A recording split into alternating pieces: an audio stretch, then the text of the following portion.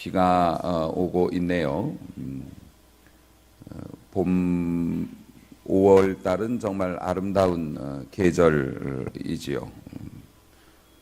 날씨도 딱 좋고 또 뭐 행사 같은 것들도 많이 있고, 그리고 저는 개인적으로 좋은 게 뭐냐면은 날이 뭐 따뜻하고 또 좋을 뿐만 아니라 벌레가 없어서 좋아요.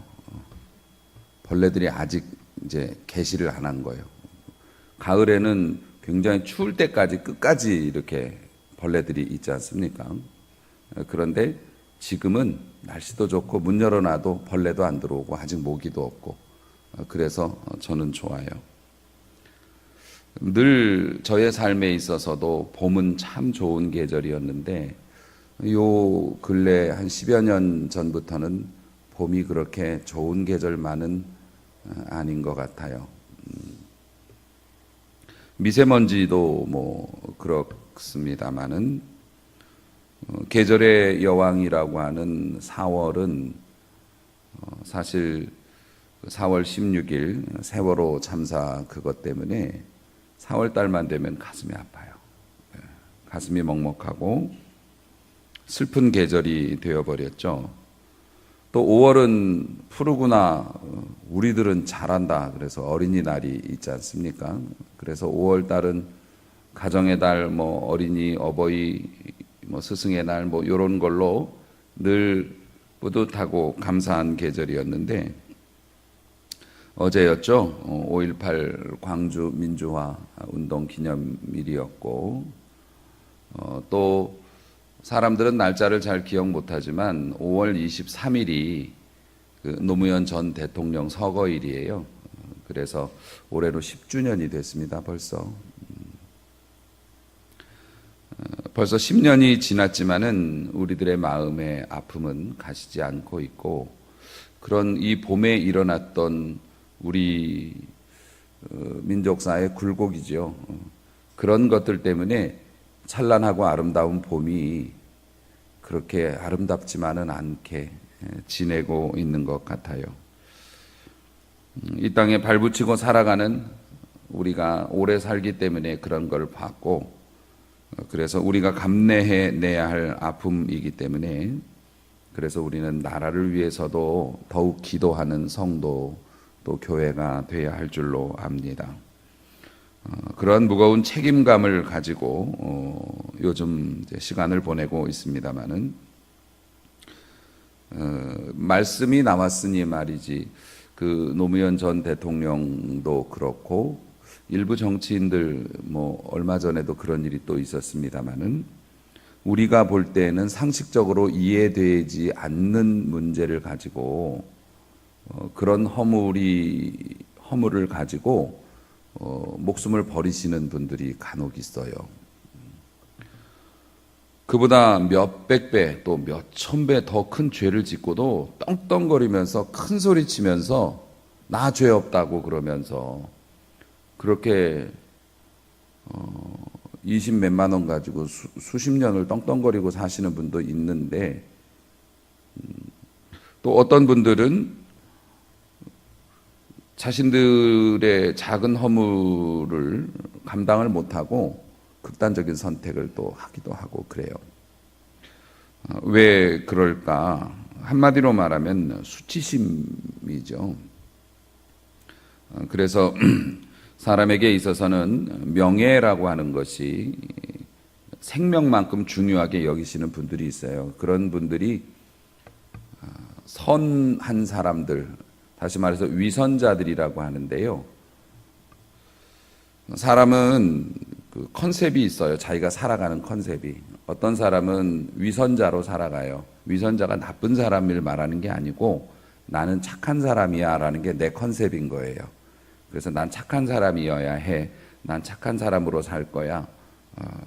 그런 거예요. 그런데 사실 사람은 착하지 않습니다. 그래서 착한 사람으로 살기로 하고 그렇게 열심히 살았는데 어느 날 나의 잘못이 사람들 앞에 탁 드러내지는 거죠. 그러면 인생 망했다 생각이 들어요. 또 어떤 분들은 위약자라고 해서요, 정말 나쁜 사람은 아닌데 나쁜 컨셉으로 사시는 분들이 있어요. 막 큰 소리 치고 화내고 막 그분은 또 그런 게 특징이에요. 그런 분들은 웬만한 일 가지고서는 뭐 끄떡도 하지 않죠. 그리고 그런 사람들이 뭘 잘못했다 그러면 에이, 그런 사람 그럴 수 있지 이러는데, 위선자들, 선을 모토로 살아가는 사람들은 어떤 문제가 생기면 저 사람이 저런 사람이었어? 이러면서 이 공격을 많이 받아요. 그래서 선한 것을 모토로 살아가는 사람들이 자신의 허물에 대해서 수치감을 더 느끼고, 이게 극복이 안 되면 그냥 그런 아픈 상황이 벌어지는 거죠. 사실 인간에게 있어서 이 수치심이라고 하는 거는 고통스러운 감정이에요. 그런데 이 고통스러운 감정이 뭐냐면은 내가 뭘 잘못했다 해서 고통스러운 감정이 오는 거 아니에요. 내 잘못을 남이 알았을 때 고통스러운 감정이 오는 거예요. 수치심이라는 게. 원래는 이제 양심이 너 그렇게 하면 안 돼 이런 게 있겠지만은 그건 아무도 모르니까 그냥 넘어갈 수 있는데, 이게 이제 들통이 나는 거죠.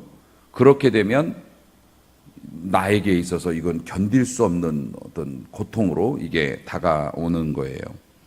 그 원인이 죄책감, 우리가 가지고 있는 그 견딜 수 없는 수치심, 이런 것들이 죄책감으로 오기도 해요. 수치심이라고 말하니까 뭐 거대한 것 같지만 사실 우리들이 봉사를 하거나 어떤 좋은 일을 하거나 하나님 앞에 복받을 일을 하거나 이런 거를 못하게 하는 게 수치심이에요. 어떤 사람은 양심으로 포장을 하기도 합니다. 목사님, 제가 그런 일을 감당하기에는 저는 아직 부족한 게 많습니다. 이렇게 겸손을 가장하지만 부끄러울까봐 지금 못하는 거거든요. 하나님 앞에 나아가는 것도 그렇고, 다시 말해서 그런 수치심은 거창하게 수치심이라고 말하니까 그렇지만 사실 우리를 얽매는 굉장히 강력한 사단의 무기예요. 그래서 겸손을 가장해서 부끄러움 당하지 않으려고 자꾸 뒤로 내빼다가 일평생 좋은 시절 살면서 하나님 앞에 좋은 일 한 번도 못하고 가는 사람들 되게 많습니다. 그래서 이러한 수치심에서 자유로워져야지 여러분의 인생의 질이 달라지고 하나님의 축복을 받을 수 있게 되는 것이라서 그 수치심으로부터, 또 우리를 얽어매고 있는 감정의 굴레로부터 벗어나는 것은 매우 중요한 일이에요. 죄책감이 수치심을 가져온다고 말씀을 드렸어요. 양심에 거스리는 행동을 했는데 이게 들통이 났어요. 그러면 사람들의 시선이 너무 두려운 거죠. 그래서 수치심을 갖기도 하고, 또 결점도 수치심이 되기도 해요. 예를 들자면은 내가 달리기를 너무 잘했어요. 우리 동네에서도 잘하고 지역에서도 달리기를 제일 잘했어요. 그래서 국가대표가 됐답니다. 국가대표가 되면 올림픽에 나가요. 올림픽에 나가서 달리기를 하는데, 우리나라에선 내가 제일 잘 달렸지만 세계 대회에 나가면 정말 잘 달리는 사람이 많이 올 거 아닙니까? 기록이라는 게 다 있기 때문에 딱 보면은 달려봤자 나는 10등도 못해. 기록상으로 보면, 그동안에 뛰어왔던 기록으로 보면. 그런데 나라의 대표니까 어떻게 해요? 뛰어야죠. 그래서 최선을 다해서 뛰지만 10등이 웬말? 20등 했네? 사람들은 뭐 잘했으니까 괜찮다, 최선을 다한 걸 어떡하냐 그러지만 나는 수치스러운 거예요. 내가 우리 동네에서는 1등만 했는데, 내가 노래를 못 부르는데 어떤 사람들이 갑자기 직장에서 반강제로 노래를 시켰는데 음이탈 나가지고서 그냥 얼굴이 빨개지는 상황이 됐어요. 아니 그게 뭐 죄는 아니지 않습니까? 그렇지만 나의 부족함이 사람들 앞에 이렇게 드러났을 때 부끄러움을 느끼죠. 수치심을 느껴요. 그러지 않으려고 사람들이 잘 뭘 안 해요. 주님이 굉장히 힘들어하세요. 그런 문제 때문에. 잘할 거 아니면 난 안 한다고. 우리 성도들에게는 그런 마음 없기를 주의 이름으로 축원합니다. 그냥 이 모습 이대로 주님이 받아주신다는 걸 믿어야 하는데, 사실 자기가 달리기 열심히 했는데 꼴등한 거는 그거는 자기 잘못이 아니고 사람들도 최선을 다했으면 됐다 그러는데 이런 결과를 대하는 내 마음가짐에 따라서 죽고 싶을 만큼 힘들 수도 있는 거죠. 나의 부족함이. 또 하나 부적절이라고 얘기하는데요. 분위기에 안 맞는 상황에 노출됐을 때 부끄러움을 느낄 수 있죠. 다들 모이자고 그래서 그냥 허름한 옷으로 갔는데 풀 정장을 하고 다 와서 앉아 있는 거예요. 그러면 나는 굉장히 창피하죠. 뭐 그런 어울리지 않는 상황이나 그런 데 갔을 때 막 다들 호화롭고 부자처럼 이렇게 생긴 사람들 속에 평범한 내가 껴 있으면 수치심을 느끼기도 하고 그렇습니다. 그런데 성경은 정말 우리가 수치스러워해야 되는 상황도 있고요. 또 그럴 필요도 없는 상황이 있는데 우리가 그런 부분에 있어서 이제 잘 판단을 못해요. 성경은 우리가 부끄럽게 생각해야 되는 거하고 절대로 부끄럽게 생각지 말아야 되는 거하고가 분명히 있다라고 말씀하고 있어요. 이름을 붙이자면 그릇된 수치심과 정당한 수치심이라고 그렇게 얘기를 하는데 모든 문제가 그렇듯이 중요한 것은 하나님과의 관계이지요. 그래서 여러분들이 전도를 하러 나갔어요. 전도를 하러 나갔는데 내가 전도지를 줬는데 이 사람이 툭 치고 지나갔어요. 열받죠. 그리고 수치심을 느끼는 거예요. 아니 내가 주는 걸 안 받아?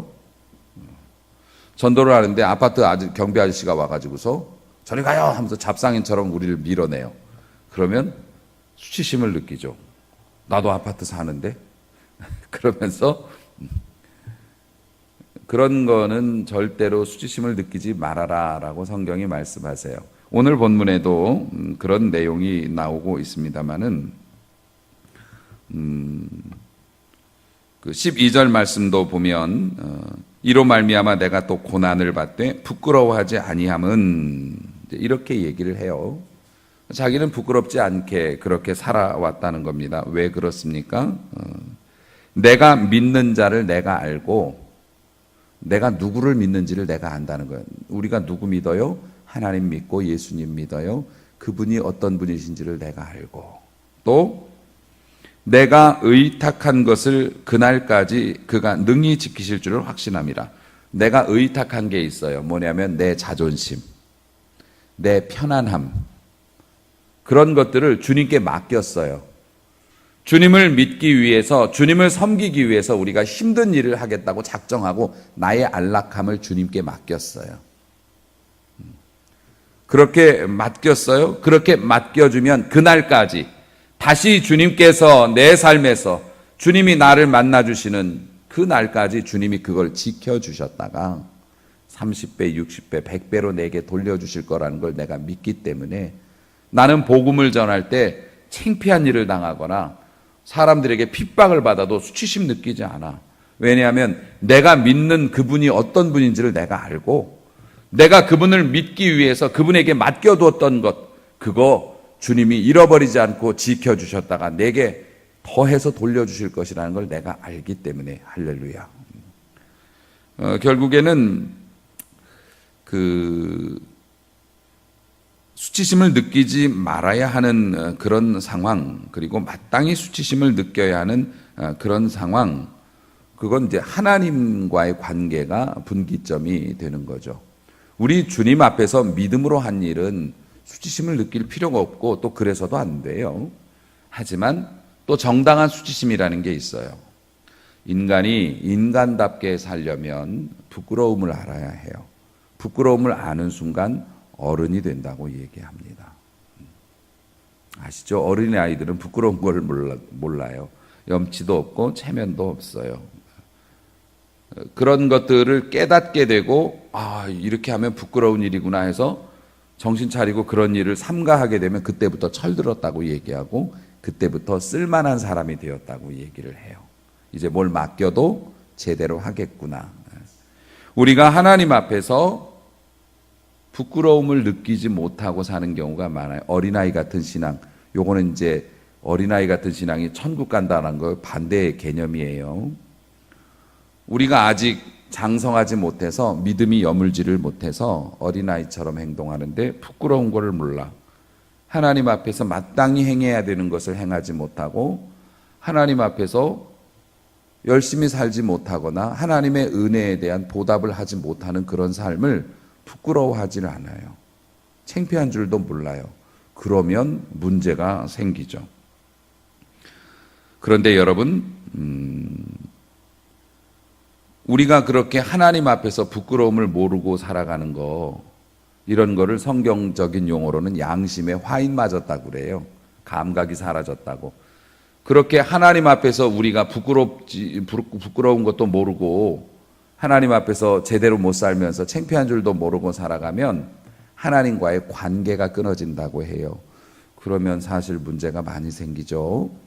여러분 내비게이션 쓰시면서 지하주차장에서 내비게이션 안 되잖아요. 이게 전파가 도달이 안 되니까. 만약에 내비게이션에 전파가 도달이 안 된다고 생각해 보세요. 아무리 좋은 것이어도 길 못 찾아요. 길 못 찾으면 아무리 고급 자동차를 가지고 있어도 집에 못 가요. 하나님과의 관계 끊어지면 딱 그런 일이 된다는 거죠. 그래서 정당한 수치심은 하나님과 나 사이의 관계를 세밀하고 또 하나님의 인도를 즉각적으로 받을 수 있는 아주 좋은 신앙의 도구예요. 그래서 주님 앞에서는 부끄러워할 줄 알아야 합니다. 그리고 가슴을 치며 고통스러워야 해요. 그것을 회개라고 얘기합니다. 회개라는 것이 정당한 부끄러움이에요. 그래서 회개를 우리가 많이 하면 하나님과의 관계가 섬세해지고 그래서 우리가 조금만 문제가 되어도 하나님께서 바로 가르쳐 주시죠. 하지만 그리스도인으로서 하나님의 자녀로서 부끄럽게 살면서도 부끄러움을 모르고 왜 그러냐고 당당하게 그러면 하나님께서 감동을 안 주세요. 아무리 훌륭한 목사님하고 신앙생활하고 아무리 큰 교회 나가셔도 하나님 감동 안 주시면 성도의 삶은 그걸로 끝입니다. 세상 사람과 다를 바가 없죠. 그런데 여러분, 오늘 제가 여러분께 드리고 싶은 말씀은 이 수치심이라고 하는 거, 정당한 수치심이든 아니면 그릇된 수치심이든 이 문제를 그냥 갖고 있으면 여러분의 삶이 진짜 고달퍼지게 됩니다. 사랑하는 성도 여러분, 그릇된 수치심이라는 거 있죠. 부끄러워하지 말아야 되는데 부끄러워하는 거. 하나님 앞에 복음 전하다가 창피당했다고, 사람들한테 모욕당했다고 막 수치심을 느끼고 그렇게 하면은 무슨 생각이 드냐면 나는 쓸모없는 사람이야. 내가 이런 일 당하도록 하나님 뭐 하셨대? 이렇게 말해요. 그리고 정말 내가 진짜 잘못해가지고 이런 게 들통났지 않습니까? 들통이 나가지고 사람들한테 창피당하고 그러면은 막 죽어버리든지 어디로 가든지 해야 되겠다. 나 같은 사람은 쓸모가 없어. 똑같아요. 하나님 앞에서 느끼는 정당한 수치심이든 아니면 우리가 진짜 잘못해서 느끼는 부당한 그런 수치심이든 그런 것들이 해석되지 않고 해결되지 않으면 사람을 얽어매고 위축시키는 건 똑같아요. 사랑하는 성도 여러분, 그래서 우리는 이런 감정을 잘 다스리는 성경적인 방법을 배워야 하는데 기본적으로 여러분을 위축시키는 그 부끄러움을 느끼게 만드는 또 수치심을 느끼게 만들고 여러분을 이렇게 쪼그라뜨리게 만드는 그러한 여러분의 결점이나 막 이런 것들 있지 않습니까? 과거의 일들. 그는 도망을 가가지고는 절대 이길 수 없다는 게 성경적인 관점이에요.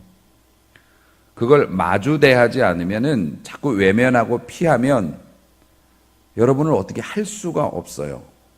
하나님의 은혜가 정말 막강하지만은 영접하는 자, 그 이름을 믿는 자예요. 하나님께서 아무리 축복을 원하셔도 여러분이 몸 움츠리고 도망가는 사람은 못 당해요. 거절하는데 어떡하겠어요. 그렇기 때문에 여러분이 하나님 앞에 여러분의 부정적인 감정이나 또 여러분의 부끄러움이나 과거의 실수 때문에 가지고 있는 그런 트라우마나 이런 것들, 수치심 이런 것들은 이건 대면해야 됩니다. 맞서 싸워야 된다는 거죠. 맞서 싸우는 성도가 되시기를 축원합니다. 예를 들어 드릴게요. 우리는 예를 들어야지 잠도 안 오고 또 이해도 빠르니까 이해를 들어드릴게요. 누가복음 7장에 보면은 예수님이 한 바리새인의 집에 초대를 받아서 가셨습니다. 식사 초대를 했어요. 바리새인이. 근데 그 사람이 공교롭게도 이름이 시몬이에요. 시몬 베드로 아시죠? 했던 시몬. 시몬이라는 이름을 쓰는 사람들이 많으니까. 시몬이라는 바리새인 집에 초대를 받아서 식사를 이제 막 하시려고 하는데, 그 동네에 성경을 제가 읽어드리면 이렇게 되어 있어요. 그 동네에 죄를 지은 한 여자가 있어서, 보통 이 성경학자들은 죄를 지은 여자라고 하면은 거리에서 몸을 파는 여자라고 그렇게 이제 봐요. 그런 여자가 갑자기 바리새인 집에 들어와서 예수께서 바리새인의 집에 앉아 계심을 알고 향유 담은 옥합을 가지고 와서 예수님의 뒤로 그 발 곁에 서서 울면서 눈물로 그 발을 적시고 자기 머리털로 닦고 그 발에 입 맞추고 향유를 부으니, 뭐 난리가 났죠. 그런 일이 이제 벌어졌어요. 그런 일이 벌어지니 그 7장 39절에 이렇게 기록이 되어 있어요. 예수를 청한 바리새인이 이것을 보고 마음에 이르되, 이 사람이, 예수님을 이제 지칭하는 거죠. 이 사람이 만일 선지자였더라면 자기를 만지는 이 여자가 누군지 또 어떠한 죄인인지를 알았을 텐데, 바보 아니야? 거리에서 몸 파는 부정한 여자가 와가지고서 막 발을 만지고 머리카락으로 발을 닦고 향유를 그 머리에 막 부어서 그 난리를 치는 거를 저 여자가 어떤 여자인지 알았으면 아마 벌떡 일어섰을 텐데, 선지자라고 하는 사람이 저 여자가 뭐 하는 여자인지도 모르고 있는 것 같아, 이러면서 속으로 비웃었다는 거예요. 나중에 예수님한테 아주 박살이 났어요. 시몬아, 내가 할 말이 좀 있다. 그러시면서 네가 나를 돌보지 않았을 때 저 여자는 나를 돌보았고 하면서 아주 면박을 주시는 장면이 나오는데요. 문제는 이겁니다. 이 여자는 자기도 그런 처지인 걸 알아요. 그런데 지금 이 여자가 어딜 들어간 겁니까? 바리새인의 집에 들어갔어요. 그냥 바리새인의 집에 들어갔으면 맞아 죽을 수도 있어요. 어디 부정한 천것이. 바리새인이 어떤 사람입니까? 율법으로 똘똘 무장해가지고 아주 신앙적으로만 살아서 바늘 하나 안 들어가는 사람이에요. 그 사람 집에 들어갔어요, 이 여자가. 자기도 알아요, 자기 처지가 뭔지. 부끄럽죠. 수치심 느끼죠. 그리고 여러분 생각해 보세요. 자기가 그렇게 아껴두었던 그 향유를 예수님의 머리에 붓고 예수님을 막 만지면서 그 발을 눈물로 자기 머리카락으로 그냥 발을 닦으면서 이럴 때 그 주변 상황이 어땠을 것 같습니까? 박수 쳐줬을 것 같습니까? 지금 오늘 말씀에도 나오지 않습니까? 바리새인이 이걸 보면서 저 여자 미친 거 아니야? 그리고 저 예수라는 사람은 저 여자가 어떤 여자인지도 모르고 저렇고 앉아있다. 그런 분위기, 많은 사람들이 이 여자를 얼마나 멸시의 눈으로 쳐다봤겠냐고요. 진짜 생뚱맞은 거 아니야? 여기가 어디라고? 저런 여자가 갑자기 집에 들어와 갖고 저 예수라는 사람한테 저런 행동을 해요. 사람 함께 앉아있는 자들이 속으로 수군거렸다고 해요. 수군거렸다고. 이 여자도 생각이 있는데 얼마나 그 수치심을 느끼겠어요. 자기가 그런 행동을 했지만. 자, 이 여자의 행동을 보면서 우리가 배우는 성경적인 교훈이 하나가 뭐냐면은, 여러분, 나의 자격이나 나의 어떤 입지를 생각하지 마시고 주의 일이 있으면 붙잡으시길 주의 이름으로 축원합니다. 이 여자가 바리새인 집에 들어갔다고요. 왜 들어갔어요? 예수님이 거기 계셔서 들어갔어요. 여러분이 충성하고 봉사합니다. 지금 이 자리에도 교사들도 계시고 또 뭐 주방에서 일하시는 우리 일꾼들도 계십니다만, 여러분이 왜 그런 일 해요? 내가 이런 일 하면 예수님이 기뻐하실까 봐 그런 일 하시는 거잖아요. 여러분 왜 이렇게 작은 교회 다녀요? 이곳에서 내가 충성하고 봉사하고 전에는 섬김만 받다가 이제는 내가 바닥부터 시작해서 그런 일들을 하면 예수님이 더 좋아하실까 봐 여러분 그렇게 하시는 거잖아요. 아닌가? 그렇게 하시는, 예수님 때문에 하시는 거잖아요. 이게 이제 이 여자처럼 침노하는 거예요. 공격적으로 들어가는 겁니다. 마주 대하는 거예요. 사람들이 아무리 나한테 수군거려도 나 주님이 계시기 때문에 나 들어간다. 내가 하고 싶어서 하는 거다. 하는 겁니다. 그렇게 했는데 사람들이 수군거리면서 경멸의 눈으로 쳐다보지 않습니까? 인간은 이 입술로만 언어가 있는 게 아니에요. 눈의 언어가 얼마나 큰데요. 참 예민하고 묘한 거예요. 사람의 감정이라는 게. 그 눈을 보면 사람의 마음을 읽어요. 그게 참 그런 겁니다. 얼마나 경멸의 눈초리를 소나기처럼 퍼붓고 있을 거예요. 자기 편은 하나도 없어요. 이 여자가 아주 따끔따끔하면서도 그렇게 했어요. 그렇게 했는데 수치심을 느꼈겠죠. 그런데 그 수치심이 오래 가지 않았어요. 이 여자에게 있어서. 왜냐하면 예수님이 이렇게 말씀하셨어요. 누가복음 7장 48절을 보면 너의 죄 사함을 받았느니라. 네가 먹고 살려고 그랬는지 아니면 어떻게 돼서 그랬는지 일반인들은 상상하기 어려운 그런 험악한 삶을 살았지만 너의 죄 사함을 받았느니라. 이렇게 얘기해요. 그러니까 사람들이 웅성웅성했대요. 왜냐하면은 죄를 사한다는 것도 웃기지만 이 여자가 죄를 용서받을 만한 여자가 아니거든요. 자기 동네에 유명한 여자라고요. 그런데 죄사함 용서를 받아 이러면서 수근수근 하니까 예수님께서 50절엔 또 이렇게 말씀하세요. 네 믿음이 너를 구원하였으니 평안히 가라. 아멘. 사랑하는 성도 여러분, 이 여자가 수치심을 이길 수 있도록 예수님이 도와주셨어요. 그러니까 우리가 그런 수치심에 맞서서 내가 자격이 있나? 나 같은 사람이 옛날에 이런 일도 내가 했었는데 혹은 또 이거 잘못돼서 창피당하면 어떡하지? 이런 생각 갖지 마시고 주의 일을 붙잡으시라고요. 그러면 주님이 약속을 주시는 거예요. 주님께서 그 여자에게 약속을 주셨어요. 너의 죄는 용서되었고 네 믿음이 너를 구원했고 네 장래가 평안하게 될 것이다. 아멘. 여러분 상상해 보세요. 이 여자가 주변에 그런 많은 사람들의 그 눈초리 그런 거를 더 염두에 뒀을까요? 예수님의 이 약속의 말씀을 염두에 뒀을까요? 물론 이 여자는 예수님의 약속을 염두에 뒀을 거예요. 그런데 여러분 같으면 어떠시겠어요? 여러분이 정말 형편없는 사람이 되어버린 그 자리에서 성령께서 혹은 이제 목사님이 여러분에게 축복의 말씀을 주시거나 약속의 말씀을 떠오르게 하셨다고 생각해 보세요. 여러분은 사람의 눈을 의식할 것 같으세요? 아니면 그 말씀을 붙잡을 것 같으세요? 사실 사람의 눈을 의식하기가 더 쉽습니다. 이 여자는 정말 막바지였기 때문에 뭐 그 약속의 말씀을 붙잡을 수 있었겠지만 우리들은 그렇지 못한 경우가 많아요.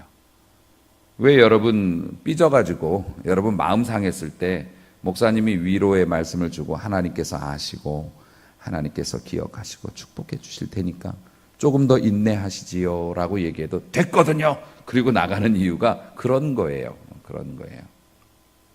그런데 사랑하는 성도 여러분, 이 여자처럼 하기는 쉽지 않지만은 주님의 약속을 신뢰하고 주님의 약속을 믿는 믿음이 없으면 여러분 절대 자유로운 삶을 사실 수가 없어요. 결국 이게 뭐냐면 수치심을 느끼거나 나의 부족함을 느끼면서 창피 안 당하려고 오그라지는 이유는 뭐냐면 믿음의 문제였다는 겁니다.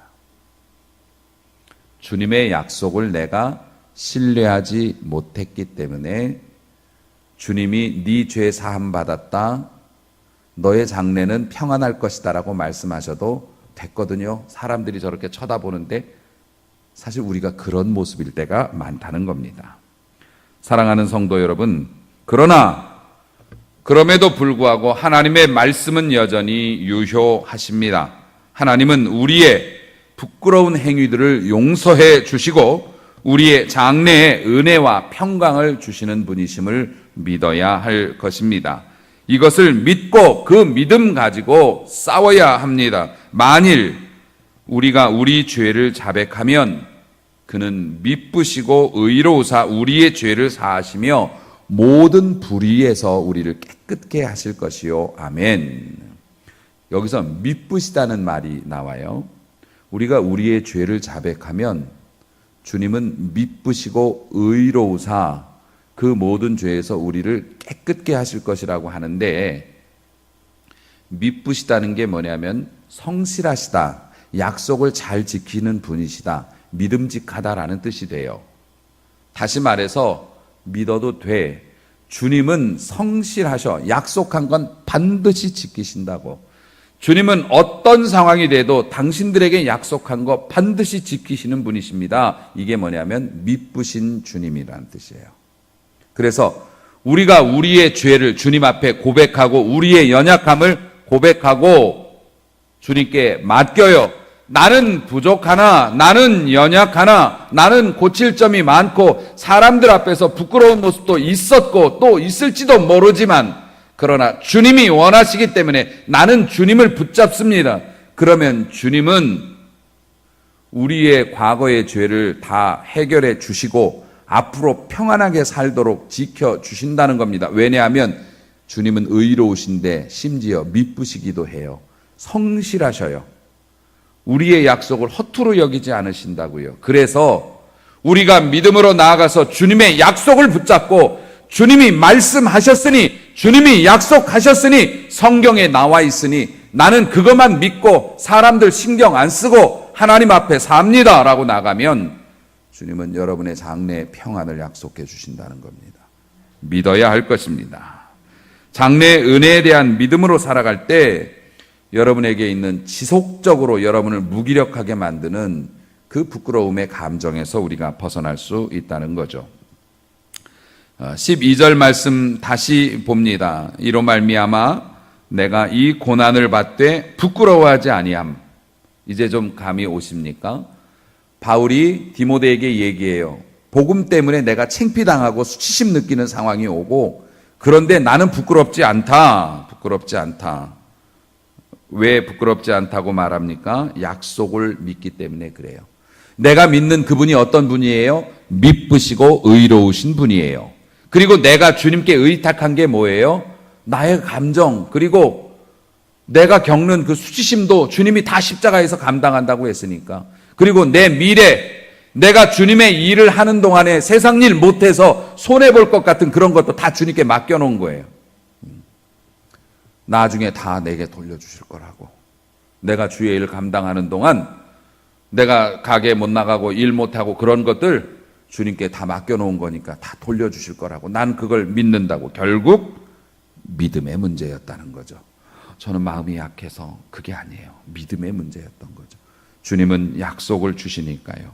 사실 예수님조차도 수치심을 일으키는 이런 일들을 반복적으로 당하셨어요.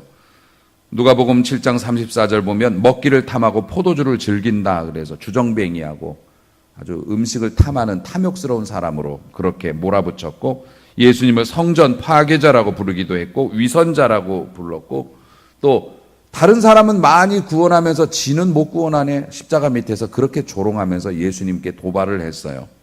예수님에게 그릇된 수치심을 주려고 하는 그런 시도였죠. 하지만 히브리서 12장 2절을 읽어드릴게요. 믿음의 주요 또 온전케 하시는 이인 예수를 바라보자. 자, 우리는 예수님을 바라봐야 합니다. 믿음의 주인이시고 우리를 온전케 하시는 그분을 바라봐야 합니다. 이유가 뭐냐면, 저는 그 예수님은 그 앞에 있는 즐거움, 천국의 즐거움, 하나님 앞에 사랑받는 그 즐거움 때문에 십자가를 참으시고 부끄러움을 개의치 아니하셨더니, 할렐루야, 예수님조차도 하늘의 영광을 바라보면서 십자가를 통해서 받는 그 수치와 부끄러움을 신경 안 쓰셨어요. 개의치 아니하셨더니 결국에 어떻게 되냐? 하나님의 보좌 우편에 앉으셨느니라. 아멘. 우리 예수님은 우리 예수님도 하늘의 영광을 바라보면서 그 부끄러움 신경 안 쓰셨다는 거예요. 그렇게 했더니 하나님 보좌 우편에 앉으셨다는 거죠. 우리도 그렇게 될 줄로 믿습니다. 바울도 동일한 일을 경험했고 믿음으로 좀 산다 하는 사람들은 다 그런 일을 겪어요. 어떤 주의 일꾼도 다른 사람에게 멸시당하고 모욕당하고 무시당하고 그런 일 겪습니다. 그런데 개의치 마시기 바랍니다. 우리의 믿는 분은 주님이시잖아요. 사람의 평판이 아니거든요. 여러분들도 성숙하지 못한 부모나 다른 사람들에게 수치심을 느끼는 일들을 당했을 수도 있어요. 앞으로도 그럴 수도 있습니다. 이런 거 어떻게 물리쳐야 한다고요? 하나님이 알아주시고 하나님이 책임져 주신다는 약속을 붙잡는 믿음으로 여러분들이 이것과 싸우면 이길 수 있는 줄로 믿으시기를 바랍니다. 정당한 수치심에도 고통은 따르죠. 하나님 앞에서 잘못한 거, 또 주님 앞에서 내가 꾀부린 거, 욕심낸 거, 주의 것을 훔친 거, 뭐 이런 것들, 교만했던 거 너무 부끄럽죠. 주님 앞에 고통스럽죠. 하지만 정당한 수치심은 이게 상처로 안 남아요. 트라우마가 안 되고 주님이 회복시켜 주세요. 그런데 정당하지 못한 부끄러움, 사람들과의 관계에서 얻은 상처, 끝내 이렇게 이런 거는 정말 끝까지 우리의 삶에 남아가지고 중요한 순간에 툭 튀어나와가지고 발을 걸어요. 자유케 되시길 주의 이름으로 축원합니다. 사람에게 당한 것이든 하나님 앞에 부끄러운 것이든 하나님께서는 우리가 하나님 앞에 나아가면 우리의 죄를 사하시고 깨끗게 해주시고 평안을 약속해 주신다고 말씀이 있으니까 그 약속을 믿고 주님께 맡겨요. 주님께 맡기고 그런 일이 없었던 사람처럼 하나님 앞에서 사명을 붙잡으세요. 이 멸시받는 여자가 이렇게 자기 인생 역전될 줄 몰랐어요. 몰랐지만 주님이 계시니까 내 인생의 마지막, 내가 남은 거 향유 한 바가지인데 내가 이거 뿌리고 어떻게 되든지 내 인생, 내 이 처참한 인생 정말 한 번이라도 제대로 된 일을 해보자 하고 달려간 거잖아요. 창피한 거 무릅쓰고 예수님 그렇게 섬긴 거지 않습니까? 그리고 그의 인생은 완전히 변했죠. 십자가 밑에도 그 여자는 있었고요. 다 제자들 도망간 자리에도 십자가 밑에도 그 여자는 있었어요. 예수님이 부활했을 때도 제일 먼저 찾아가서 만난 여자가 그 여자입니다. 그리고 나서 부활의 증인으로 귀하게 쓰임 받으셨겠지요. 사랑하는 성도 여러분, 하나님의 약속에 소망을 두는 자는 어느 누구도 부끄러움에 빠지지 않습니다. 그래서 이사야 55장이 우리에게 이렇게 권면합니다. 너희는 여호와를 만날 만할 때 찾으라. 지금입니다. 지금이 여호와를 만날 만할 때고 지금이 하나님의 이름을 불러야 돼. 가까이 계실 때 그를 부르라. 악인은 그 길을 불의한 자는 그 생각을 버리고 여호와께로 돌아오라. 그렇게 하나님 앞에 나아가서 하나님 앞에 쓰임 받겠노라고 주 앞에 나아가면 그리하면 그가 긍휼히 여기시리라. 우리 하나님께로 돌아오라. 그가 너그럽게 용서하시리라. 하나님의 용서를 믿으시기 바라요. 주님을 위해 복음 때문에 신앙 때문에 비웃음 당하는 그 자리에 끝없는 영광이 기다린다는 것을 믿어야 할 것입니다. 영광의 날을 맞이할 때까지 여러분 몸과 마음을 주님이 지켜주실 것을 믿으셔야 할 것입니다. 장래에 여러분에게 은혜가 있음을 믿으며 사시기를 바라고, 여러분 여러분의 감정에서 오는 신호에 얽매여서 젊은 날 하나님 앞에 쓰임받을 수 있을 때 웅크리면서 눈치 보며 살지 말고 오늘도 하나님 앞에 다 내려놓고 주의 일을 붙잡으면, 주님 앞에 내 마음 드리면 주님이 용서하시고 약속하신 대로 미쁘시고 의로우신 주님께서 우리에게 평안도 주시고 우리에게 밝은 미래도 주실 줄로 믿으시기를 바라고, 그릇된 수치심의 그물에서 벗어나서 진정한 자유의 삶을 누리시기를 주님의 이름으로 축복합니다.